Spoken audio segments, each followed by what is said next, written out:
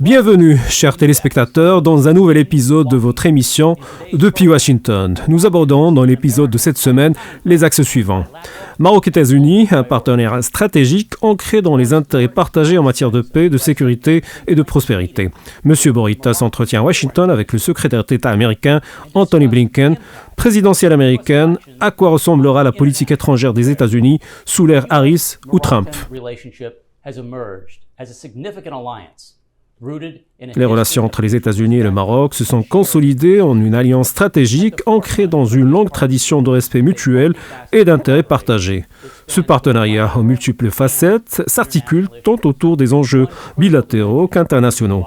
Un aspect fondamental de cette coopération réside dans l'engagement diplomatique continu entre les hauts responsables des deux pays. La récente rencontre entre le secrétaire d'État américain Anthony Blinken et le ministre marocain des Affaires étrangères Nasser Bourita a illustré la profondeur et l'ampleur de ces relations.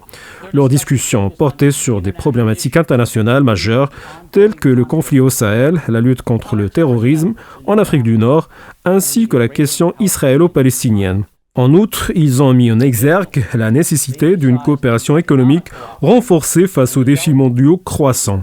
Alors que le Maroc assume un rôle croissant en Afrique du Nord et au Moyen-Orient, ces échanges témoignent de l'importance durable de la coopération maroco-américaine pour le maintien de la paix et de la prospérité.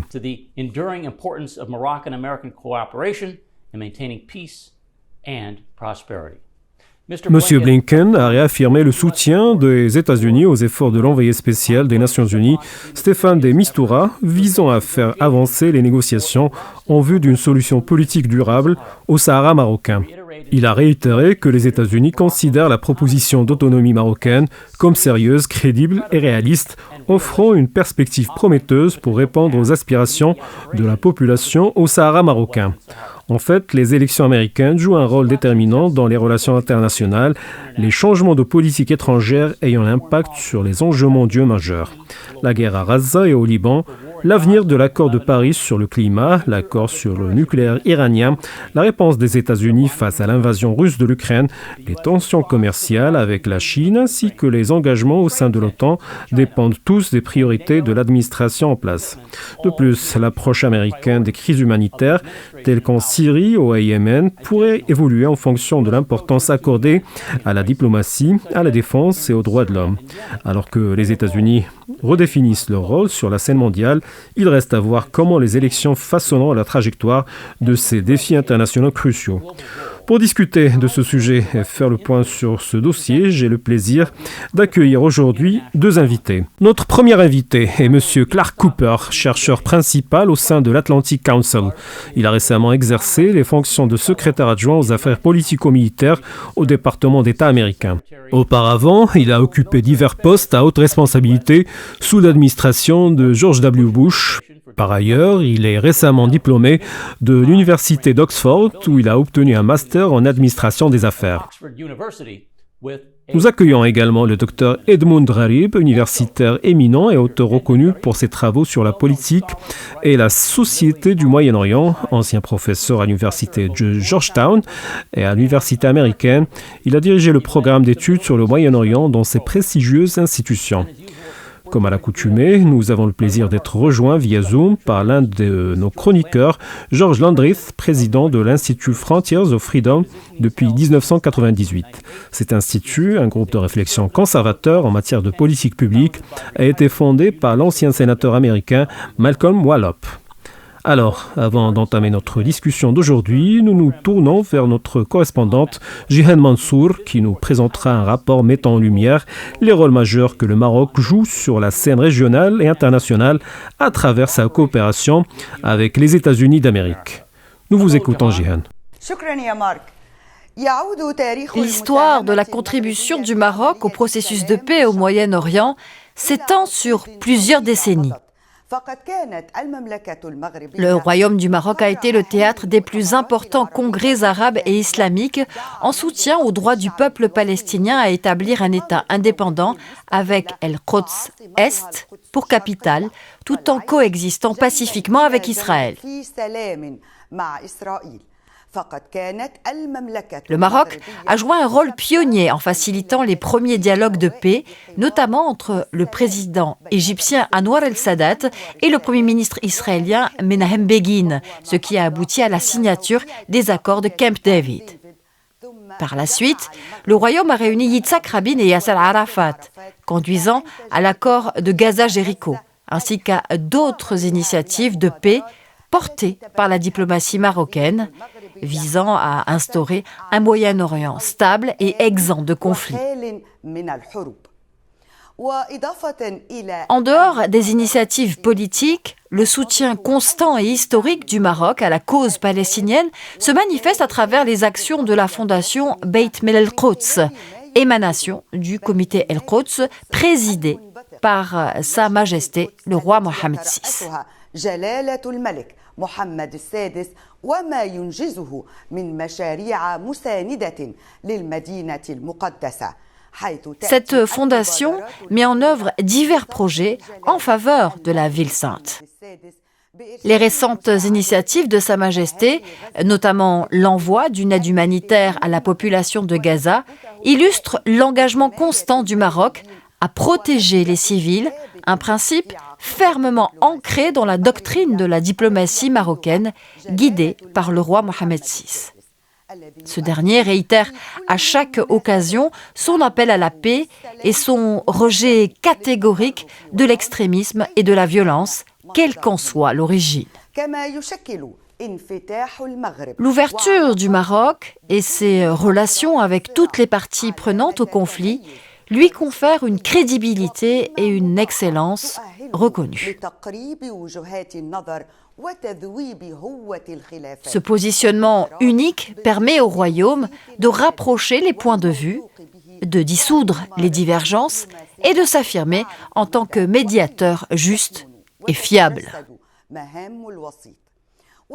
La pratique diplomatique marocaine, ancrée dans une sagesse stratégique quant au moment et aux moyens d'intervention, promeut la paix et la sécurité dans la région du Moyen-Orient, tout en affirmant la valeur internationale de la médiation. Les initiatives du royaume s'érigent ainsi en modèle, symbolisant la sécurité, la stabilité, la paix et la coexistence culturelle entre toutes les races et croyances sur le sol marocain. Merci Jihan. Georges Andrit, commençons par la première question. Anthony Blinken et son homologue marocain ont tenu de nombreuses réunions tout au long de l'administration Biden, y compris plusieurs cette année, notamment face aux multiples défis survenus dans les relations entre le Hamas et Israël. Pouvez-vous nous expliquer l'importance de leur dernière rencontre compte tenu de tous les développements mondiaux, y compris ceux au Moyen-Orient et dans la région du Sahel? Quels ont été les principaux objectifs de ces récentes discussions entre les deux diplomates? Je pense que l'importance de cette dernière rencontre est indéniable, car elle reflète la stabilité durable des relations entre les États-Unis et le Maroc.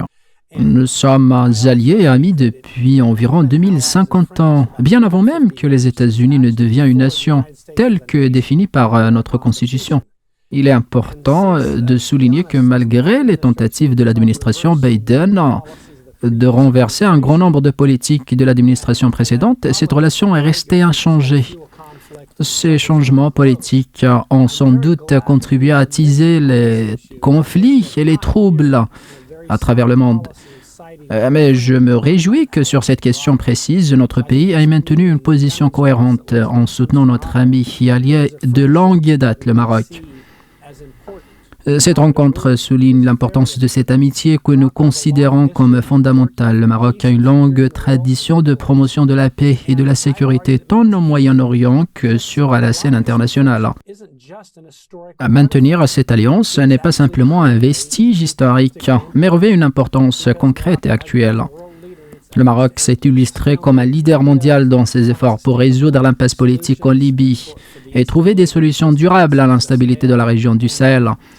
Il est donc clair que les États-Unis poursuivent la politique de l'administration précédente en ce qui concerne le rôle de leadership du Maroc, comme en témoigne par exemple le soutien à la proposition d'autonomie marocaine. Ce plan, qui est sérieux, crédible et réaliste, représente une voie vers la sécurité, la stabilité et des opportunités pour la population du Sahara marocain.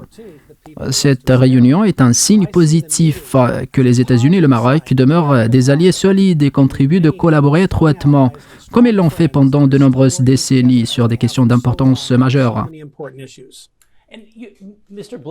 Monsieur Blinken, comme nous le savons, dispose d'un temps extrêmement précieux. Il a récemment mené une intense navette diplomatique, tout d'abord centrée sur l'Ukraine et cette région. Avec la succession des sommets de l'OTAN et les événements survenus après le 7 octobre, l'accent est désormais mis sur une diplomatie de la navette à travers tout le Moyen-Orient.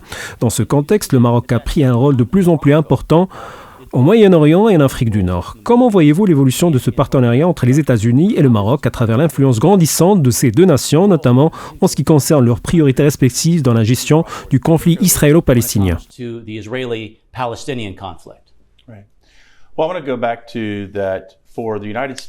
Je souhaiterais revenir sur ce point. Les États-Unis et le Maroc se sont engagés pleinement dans leur partenariat, qui repose sur des liens profonds et anciens. Il a été déjà fait référence à des relations historiques séculaires entre les deux pays, mais si nous allons un peu plus loin, notamment dans les années 90, nous pouvons observer un investissement commun dans la stabilité, la prospérité et la sécurité des intérêts partagés par Washington et Rabat. Pour illustrer cet engagement, on peut citer des exemples marquants comme la participation du Maroc au leadership dans des initiatives telles que l'exercice militaire africain Lion, le plus grand exercice militaire conjoint sur le continent africain, ce qui témoigne de son rôle de premier plan. En avançant dans le temps, les accords d'Abraham en 2020 ont également renforcé cette dynamique. Ces accords, qui marquent la reconnaissance de la souveraineté de l'État d'Israël par plusieurs pays arabes, sont le fruit d'un leadership transrégional dans lequel le Maroc a joué un rôle significatif. Il y a d'autres aspects que nous abordons, notamment concernant des instruments multilatéraux que le Maroc a mis en place pour lutter contre le terrorisme et favoriser une plus grande stabilité dans la région.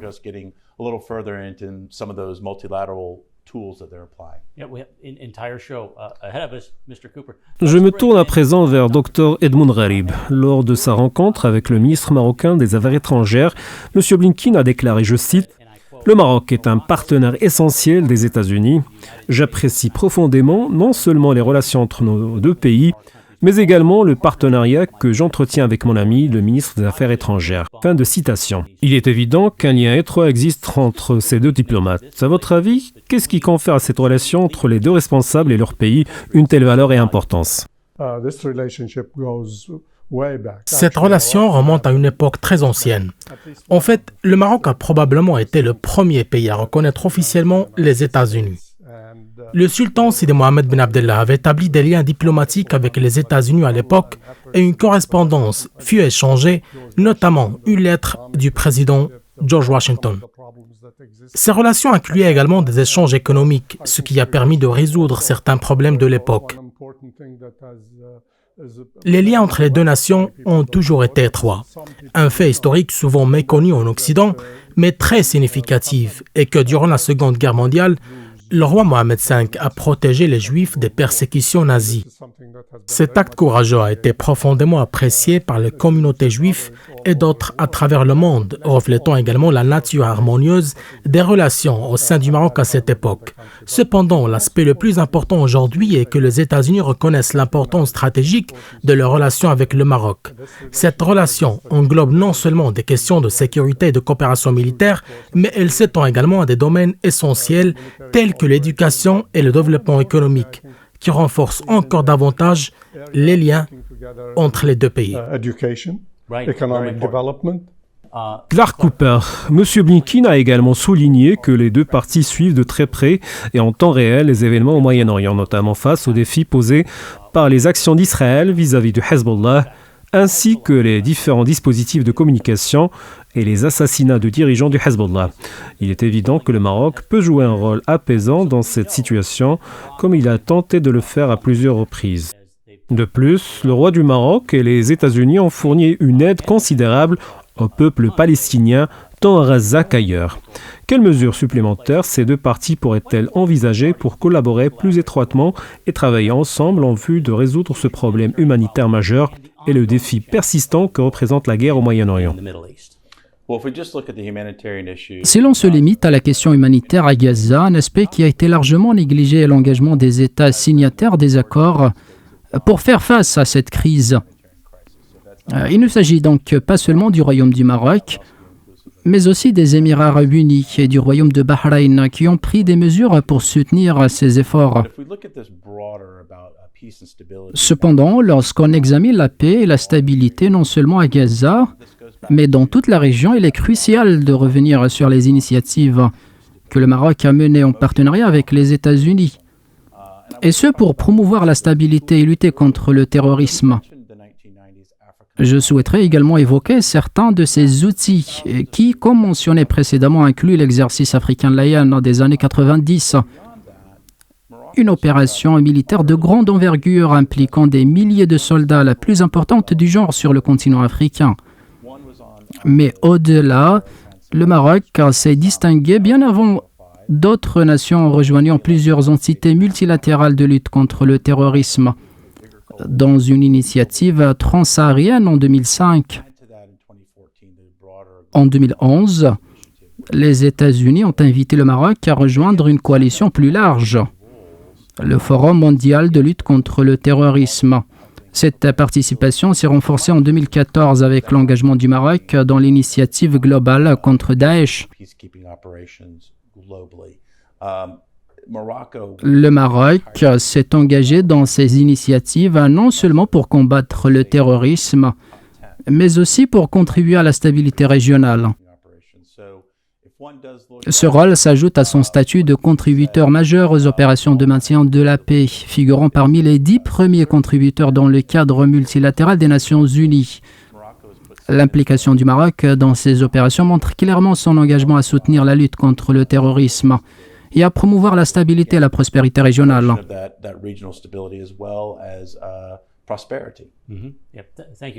Merci Clark. Georges Landrit, les Marocains ont accompli un travail remarquable dernièrement en facilitant le dialogue entre les diverses factions libyennes, les aidant ainsi à parvenir à un consensus, comme l'a mentionné Clark. Pensez-vous qu'une approche similaire pourrait être adoptée par le Maroc ainsi que par d'autres pays du Moyen-Orient afin de contribuer à instaurer un climat de paix et à favoriser des négociations en vue d'un avenir pacifique?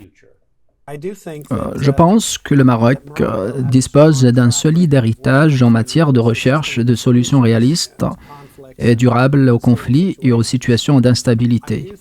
Cependant, je crois que certains des problèmes majeurs au Moyen-Orient pourraient être bien plus difficiles à résoudre. En effet, certains acteurs de ces crises semblent en toute franchise rechercher l'agitation, la guerre et les conflits comme une fin en soi. Par exemple, je doute que l'Iran soit réceptif à la raison ou intéressé par la recherche d'un terrain d'entente, car sa vision de leadership semble reposer sur l'idée que s'il peut semer la mort et la destruction, cela renforcera d'une manière ou d'une autre son pouvoir et sa position sur la scène mondiale. En revanche, le Maroc a réussi à traiter avec des interlocuteurs qui, bien qu'en conflit, n'ont pas pour objectif fondamental la destruction des autres. C'est là que réside la difficulté. Convaincre une partie qui rejette l'idée même de paix et de sécurité d'accepter ces concepts. Malgré cela, je crois qu'il existe des personnes de bonne volonté à travers le monde. Le Maroc a démontré une véritable compétence et un leadership remarquable dans l'art de la négociation et la recherche de solutions. Ainsi, lorsque le Royaume est impliqué, il y a une forte probabilité de parvenir à une résolution. Parfait, je vous remercie. Alors, je vous propose maintenant de suivre le reportage suivant concernant la sécurité ainsi que la collaboration et la coopération entre les États-Unis et le Maroc. La coopération en matière de sécurité et de renseignement entre le Maroc et les États-Unis s'est érigée en pierre angulaire pour la stabilité en Afrique du Nord, au Sahel et dans la région subsaharienne. D'après un rapport du département d'État américain, le Maroc occupe une position clé dans les efforts mondiaux de lutte contre le terrorisme. Membre du partenariat transsaharien de lutte contre le terrorisme, depuis 2005. Le Maroc a également rejoint en 2011 les États-Unis et 28 autres pays en tant que membres fondateurs du Forum mondial de lutte contre le terrorisme. En 2014, il est devenu le premier pays du Maghreb à intégrer la coalition internationale contre Daesh et co-préside aujourd'hui le groupe de réflexion africain de cette coalition.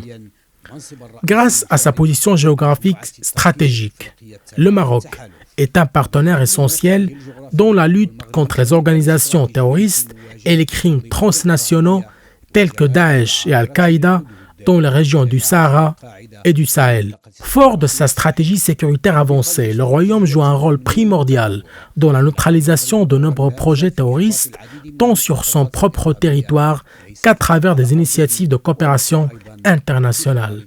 Cette collaboration avec Washington inclut la formation, l'échange d'expertise, ainsi que le soutien technique apporté par les États-Unis, notamment en matière de technologie de pointe pour faire face aux nouveaux défis sécuritaires. Parallèlement, les services de sécurité marocains jouent un rôle central dans la surveillance et la traque des activités terroristes dans la région du Sahel, particulièrement dans les domaines de la cybersécurité, de la lutte contre la criminalité transnationale et l'immigration clandestine, contribuant ainsi à renforcer les efforts internationaux de lutte contre le terrorisme dans cette zone sensible.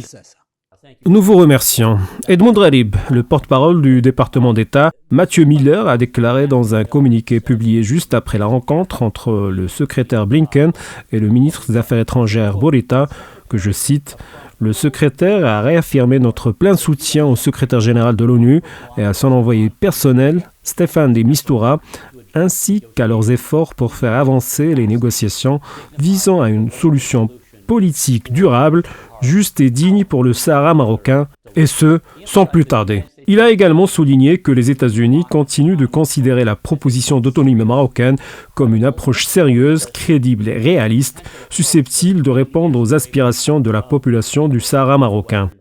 Il est important de s'attarder sur un point précis mentionné par M. Blinken, à savoir l'expression « sans plus tarder ». Par ces mots, il insiste sur l'urgence de faire avancer cette question dans les instances des Nations Unies et au sein de la communauté internationale.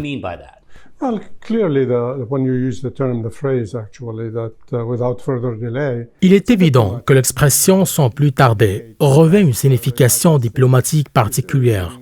Elle montre que les États-Unis insistent sur la nécessité d'une action immédiate et de progrès concrets dans la résolution du conflit au Sahara. Cela traduit la volonté américaine de voir les négociations aboutir et de démontrer que des efforts sont entrepris en collaboration avec diverses parties prenantes, notamment l'ONU, le Maroc et d'autres acteurs régionaux, afin de parvenir à une solution politique durable le plus rapidement possible.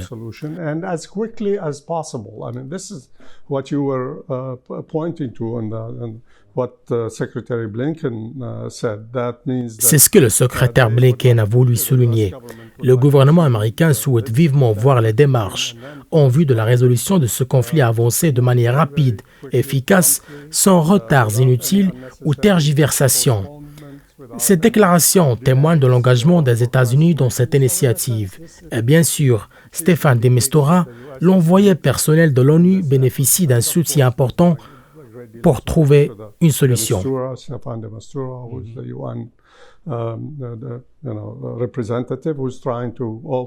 Fort de ses 40 années d'expérience, que ce soit en Irak, en Afghanistan ou dans d'autres régions, l'espoir est qu'il puisse progresser rapidement dans cette mission délicate.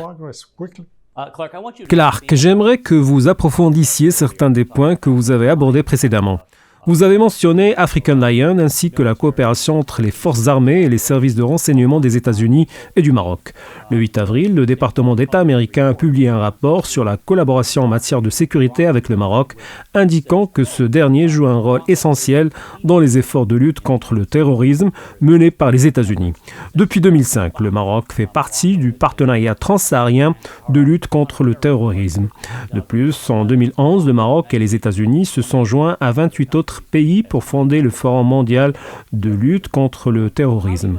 À la lumière de ces éléments et en développant vos propres antérieurs, comment évaluez-vous le rôle du Maroc dans la lutte mondiale contre le terrorisme? Bon, je dirais donc qu'un acteur clé serait probablement la manière la plus concise de décrire le Maroc. Vous avez mentionné 2 dates importantes, mais il en existe une autre que nous avons abordée aujourd'hui. En 2014, lorsque le Maroc s'est engagé à participer à l'initiative mondiale de lutte contre Daesh, à notre effort multilatéral de lutte contre le terrorisme. En ce qui concerne 2005, le partenariat transsaharien de lutte contre le terrorisme a récemment été mis à l'épreuve et certains États se sont montrés moins résilients ou moins engagés. Le Maroc, en revanche, est resté constant dans son engagement depuis le début, ce qui est particulièrement notable. Si nous considérons toutes les instances bilatérales, le Maroc s'est toujours montré très favorable à l'échange d'informations. C'est une manière plus large de parler du partage de renseignements qui permet une utilisation multiple, que ce soit pour l'application de la loi ou la poursuite judiciaire des individus identifiés comme terroristes. Cette coopération s'étend bien au-delà des aspects sécuritaires. Si nous regardons la même période, à partir de 2005, les États-Unis ont rapidement renouvelé leur accord de coopération sécuritaire avec le Maroc. Cela souligne encore une fois les efforts soutenus, profonds et à long terme en faveur de la sécurité et de la prospérité mutuelle. Chers téléspectateurs, nous allons prendre maintenant une courte pause et directement après, nous aborderons l'importance des enjeux internationaux dans la course à la Maison-Blanche. Restez avec nous. We'll be back without further delay. Please stay tuned.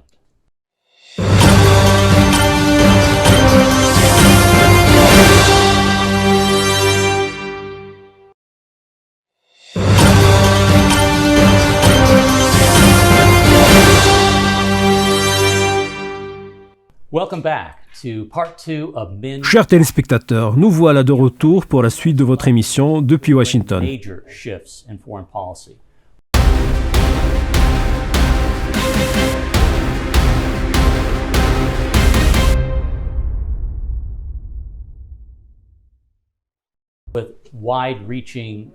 Les prochaines élections américaines pourraient bien entraîner des changements significatifs en matière de politique étrangère, avec des répercussions majeures sur la scène internationale.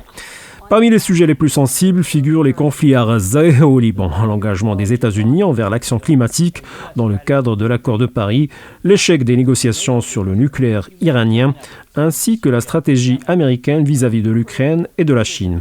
Le leadership au sein de l'OTAN, les efforts humanitaires en Syrie et au Yémen, ainsi que des décisions critiques sur la cybersécurité et la santé mondiale sont également en jeu. Le résultat des élections pourrait donc profondément influencer le rôle des États-Unis dans la gestion de ces enjeux mondiaux. Edmond Rarib, un changement de leadership lors des élections de novembre pourrait-il modifier la position des États-Unis vis-à-vis du Hezbollah et de l'instabilité au Liban ? Et comment cela pourrait-il impacter plus largement le Moyen-Orient compte tenu des orientations des 2 candidats à la présidence? There are some minor differences between the Democratic position between the Biden administration, Vice President. Il existe quelques différences mineures entre la position des démocrates sous l'administration Biden avec la vice-présidente Harris et celle de l'ancien président Trump. Cependant, ces divergences sont assez limitées, notamment sur des questions telles que le soutien à Israël ou la gestion des tensions au Moyen-Orient, ainsi que le dossier iranien. Il est néanmoins crucial de reconnaître que les États-Unis dans l'ensemble adoptent une approche souvent centrée sur l'usage de la force ou la menace de l'usage de la force. We have been emphasizing too much on the use of force or the threat of the use of force. Je discutais récemment avec Chase Freeman, ancien ambassadeur et éminent diplomate américain, qui a fait une observation intéressante. Selon lui, les États-Unis ont trop misé sur les sanctions ou la menace de sanctions en négligeant la diplomatie, nous manquant cruellement d'efforts diplomatiques. L'administration Biden a toutefois formulé des recommandations aux dirigeants israéliens pour éviter toute escalade, dans une logique de désescalade. Le président Biden lui-même a déclaré que s'il était à la place d'Israël, il n'aurait pas pris certaines décisions qu'ils ont prises. En parallèle, Une récente interview avec la vice-présidente Fares a suscité l'attention.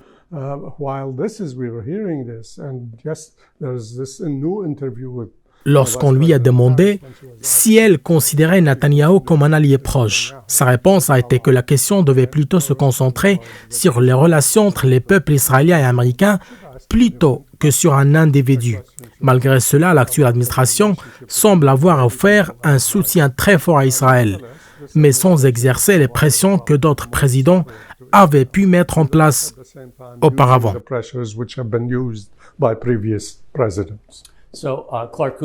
Clark Cooper. Récemment, M. Netanyahou a rencontré l'ancien président Trump lors d'un événement qui s'inscrivait presque dans le cadre de la campagne électorale. Comme le soulignait Edmond, il semble que M. Biden s'interroge sur la possibilité que M. Netanyahou et les dirigeants israéliens tentent, d'une certaine manière, d'influencer les élections américaines. M. Trump a même affirmé qu'Israël aurait cessé d'exister dans 7 ans s'il n'avait pas été élu. Cette rhétorique est omniprésente, voire exacerbée. Toutefois, il est également possible de remarquer que dans de nombreux cas, l'approche de Washington concernant l'escalade à Gaza, l'aide militaire à Israël ou encore l'assistance humanitaire aux Palestiniens a peu évolué d'une administration à l'autre. Pensez-vous que cette observation reflète fidèlement la situation ?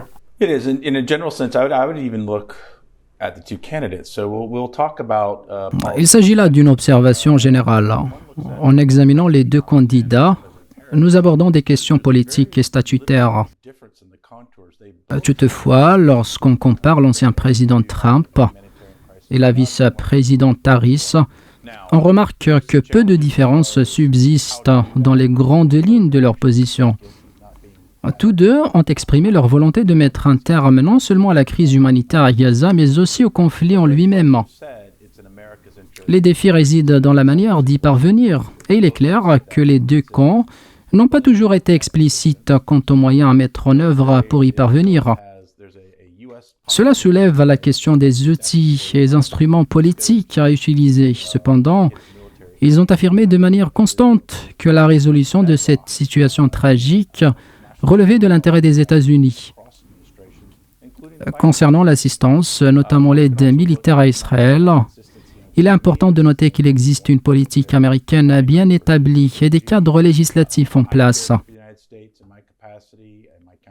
L'avantage militaire qualitatif d'Israël a toujours été un pilier de la politique de sécurité nationale des États-Unis, traversant les administrations, y compris celle de Joe Biden.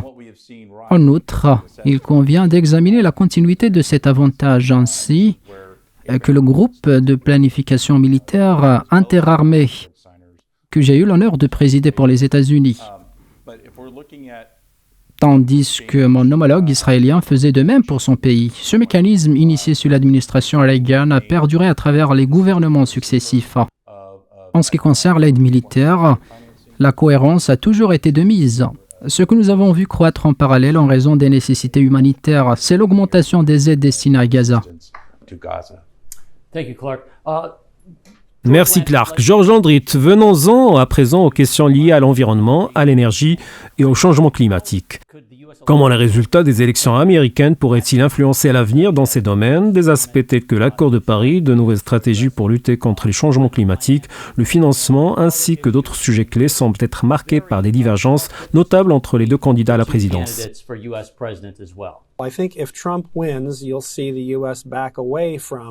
Je pense que si Trump remporte les élections, les États-Unis se retireront à nouveau de l'accord de Paris. Ils vont se concentrer plutôt sur la promotion et la diffusion des technologies énergétiques propres. Il est important de noter que bien que les grands médias s'évertuent à affirmer que tous les scientifiques s'accordent à dire que les activités humaines provoquent un réchauffement cataclysmique, j'ai eu personnellement l'occasion de discuter avec des dizaines de scientifiques éminents, dont certains sont lauréats du prix Nobel. Ils reconnaissent que le climat évolue au fil du temps, comme il a toujours fait au cours de l'histoire de la Terre, avec des périodes de réchauffement et de refroidissement, telles que les ères glaciales, sans intervention humaine. Pourtant, cette fois-ci, on nous fait croire que nous en sommes entièrement responsables.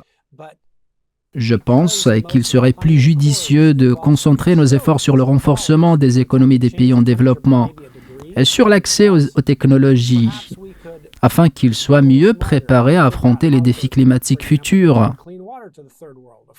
La plupart des accords climatiques actuels exigent des dépenses de plusieurs milliers de milliards de dollars pour modifier au mieux la température de quelques fractions de degrés. Ne pourrions-nous pas adopter une approche plus pragmatique en nous focalisant sur des objectifs concrets comme l'accès à l'eau potable, à une énergie propre et abordable comme le gaz naturel, tout en favorisant le développement économique de ces régions? La pauvreté demeure l'un des plus grands fléaux de notre planète, bien plus meurtrière que l'augmentation d'1 degré de température. Nous pourrions véritablement améliorer la qualité de vie de millions de personnes sans nécessiter des sommes astronomiques. Cela pourrait coûter des milliards, certes, mais sans appauvrir la population mondiale. Le Centre arabe de Washington a récemment publié un article rédigé par l'un de nos précédents invités de renom, Grégory Aftandilian. Cet article intitulé « L'impact de la politique étrangère sur les élections présidentielles de novembre » offre une analyse approfondie de la question. Découvrons à présent le reportage consacré à ce sujet.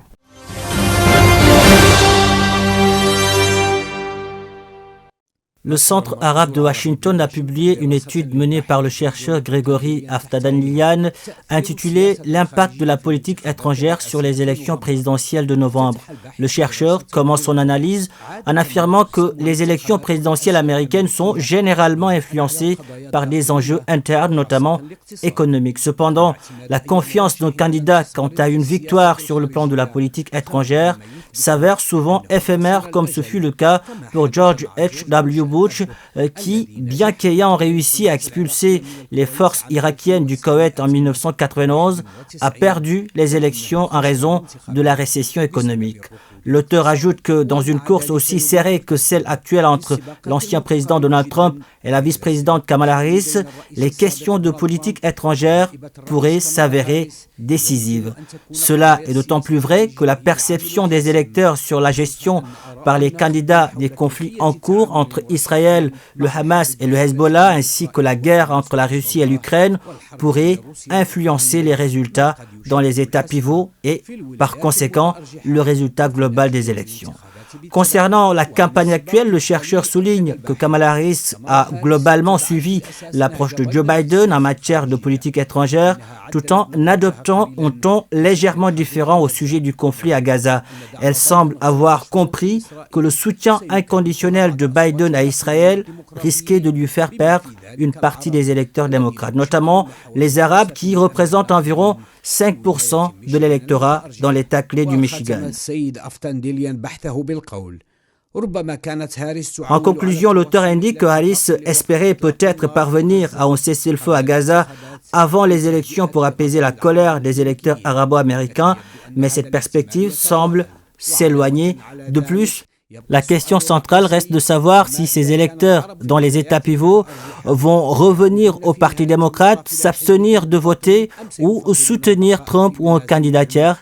Cette problématique de politique étrangère pourrait ainsi compromettre les chances de Harris d'accéder à la présidence en janvier prochain. Clark, à votre avis, comment la politique américaine à l'égard de l'Iran et de l'accord sur le nucléaire, connu sous le nom de plan d'action global commun, pourrait-elle évoluer dans le cadre de ces élections? George a évoqué un changement potentiel en matière de politique environnementale, notamment autour de l'accord de Paris sur le climat. Cependant, il me semble que la question du nucléaire iranien représente également un défi majeur à prendre en compte. Il est raisonnable d'affirmer que l'accord de Vienne sur le nucléaire iranien ne semble pas être sur le point de connaître une évolution rapide. Il est difficile d'imaginer qu'une administration, qu'elle soit, souhaite renouer avec des discussions visant à permettre à l'Iran d'acquérir des capacités nucléaires. Pourquoi? L'Iran a démontré qu'il se comportait comme un acteur défaillant et irresponsable dans ce domaine. Cela a d'ailleurs été clairement mis en évidence lorsque les États-Unis se sont retirés de l'accord de Vienne sur le nucléaire sous l'administration Trump. Certains États membres des Nations Unies ont critiqué le manque d'efforts supplémentaires de notre part. Cependant, l'Iran a prouvé qu'il n'était pas un partenaire fiable. Son comportement néfaste, son soutien au terrorisme par procuration et son intention bien connue de développer des capacités balistiques en matière d'armes nucléaires ont incontestablement alarmé de nombreux États. Il est donc difficile d'imaginer qu'une administration américaine puisse envisager un retour à l'accord de Vienne. Quoi qu'il en soit, l'Iran demeure une menace, une préoccupation commune, quel que soit le président des États-Unis en 2025. Merci Clark. Passons maintenant à Edmund pour aborder la question de la Chine. Selon vous, quelle pourrait être l'influence des résultats de ces élections sur ce défi mondial particulier ? Encore une fois, je ne pense pas qu'il y ait de différence majeure entre les deux parties en ce qui concerne la Chine. Malheureusement, nous constatons que contrairement aux décennies 70 et 80, où le président Nixon, par exemple, prenait des relations plus solides avec la Chine et la Russie, plutôt que de laisser ces deux puissances se rapprocher entre elles, la position américaine a évolué.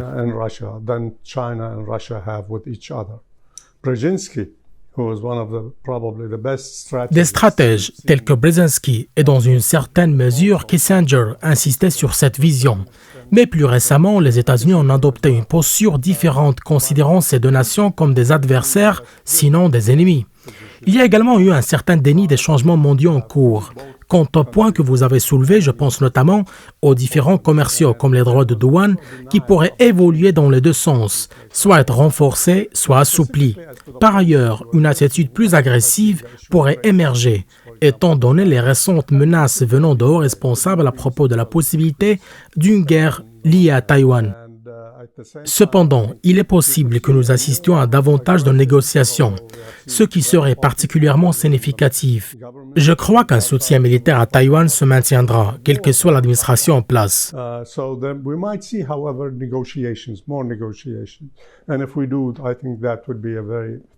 Important thing. I think we are likely to continue to see military support to Taiwan, regardless of who is going to be in charge. La question de la concurrence technologique est en revanche extrêmement intéressante, en particulier celle des terres rares et des minéraux critiques, qui jouera un rôle déterminant.